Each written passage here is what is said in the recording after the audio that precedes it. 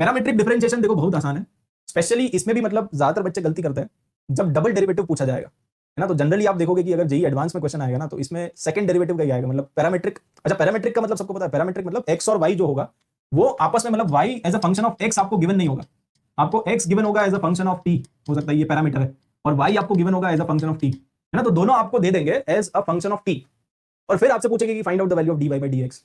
उसी को हम बोलते हैं पैरामेट्रिक डिफरेंशिएशन। दोनों एक्स और वाई जो दोनों है वो किसी पैरामीटर टी के टर्म्स में आपको गिवन है, आपस में उनका रिलेशन क्या है वो आपको नहीं पता है, बट दोनों का रिलेशन है टी के साथ, है ना। They are given in terms of T.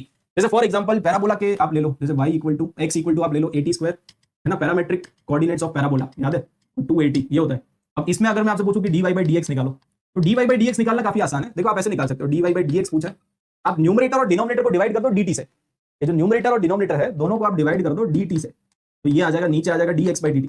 तो बस आप y को डिफरेंशिएट कर लो विद रिस्पेक्ट टू t, इसको डिफरेंशिएट करेंगे विद रिस्पेक्ट टू t तो कितना आ जाएगा 2a, और नीचे वाले को डिफरेंशिएट कर लो विद रिस्पेक्ट टू t, तो यहां पे आ जाएगा 2at, है ना। तो 2a कैंसिल हो जाएगा, 1/t आ जाएगा। तो ये निकालना तो काफी आसान है, बट जब भी डबल डेरिवेटिव का क्वेश्चन आएगा ना, वहीं पे सब लोग गलती कर देते हैं, क्योंकि जैसे ही, है ना, जैसे ही वो लोग क्वेश्चन में ये पूछेंगे कि भाई आप बताओ d2y बाई dx2, तो मैक्सिमम बच्चे पता है क्या करेंगे, मोस्ट कॉमन मिस्टेक, फिर से इसमें भी आपका मोस्ट कॉमन मिस्टेक जो है तो यही होगा। मैक्सिमम बच्चे पता है क्या करेंगे, dy बाई dx तो निकाल लेंगे और फिर इसी को एक बार और डिफरेंशिएट कर देंगे, इसको एक बार और डिफरेंशिएट करोगे तो आपका आंसर ये आ जाएगा, और ये ऑप्शन में भी होगा। ये वाली जो चीज है ये ऑप्शन में डेफिनेटली होगी, और आप टिक कर दोगे और ये आपका आंसर हो जाएगा गलत। ये आंसर नहीं है ना, दिस इज कंप्लीटली रॉन्ग।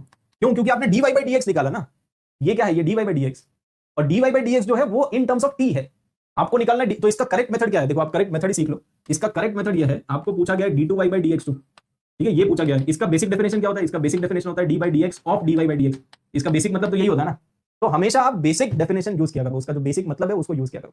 तो ये लिखा हुआ है d by dx of dy by dx। अब आप dy बाई dx का वैल्यू पुट कर दो, तो d बाई dx और dy बाई dx का वैल्यू आपका है 1/t। अब ये t का फंक्शन है, आप x के रिस्पेक्ट में उसको डिफरेंशिएट नहीं कर पाओगे ना, तो सिंस हम यहाँ पे x के रिस्पेक्ट में डिफरेंशिएट नहीं कर पाएंगे, तो ये जो dx है, ये dx को आप थोड़ा खिसका दो, आप यहाँ पे लिख दो dx। तो ये चालाकी आपको यूज करनी पड़ेगी, है ना। दिस इज हैशटैग चालाकी। ये चालाकी आप ध्यान रखना, अगर डबल डेरिवेटिव का क्वेश्चन आएगा मतलब वो अच्छा क्वेश्चन है, अगर सिंगल डेरिवेटिव का आएगा तो वो बेकार क्वेश्चन है, ठीक है। तो आपको क्या करना पड़ेगा, यहाँ पे जो dx था उसको खिसका दो और फिर dt से मल्टीप्लाई डिवाइड कर दो, ठीक है। dt से इधर आ जाएगा dt और इधर भी आ जाएगा dt। तो अब इसका जो डिफरेंशिएशन होगा ना वो ये होगा, इसका डिफरेंशिएशन होगा -1/t स्क्वायर, बट इससे मल्टीप्लाई भी तो करना पड़ेगा ना, dt बाई dx, और dt बाई dx मतलब इसका रेसिप्रोकल, ये dx बाई dt का वैल्यू ये है ना, dx बाई dt का वैल्यू ये है, तो इसका रेसिप्रोकल करोगे तभी तो आएगा dt बाई dx। तो dt बाई dx का वैल्यू आएगा 1/280। तो आपका जो फाइनल आंसर आना चाहिए ना वो आना चाहिए -1/2at³। This is the right answer.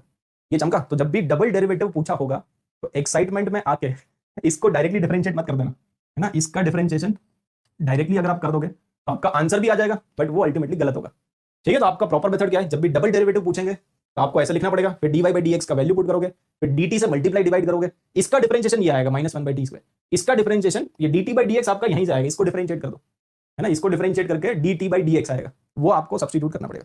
Yes और नो?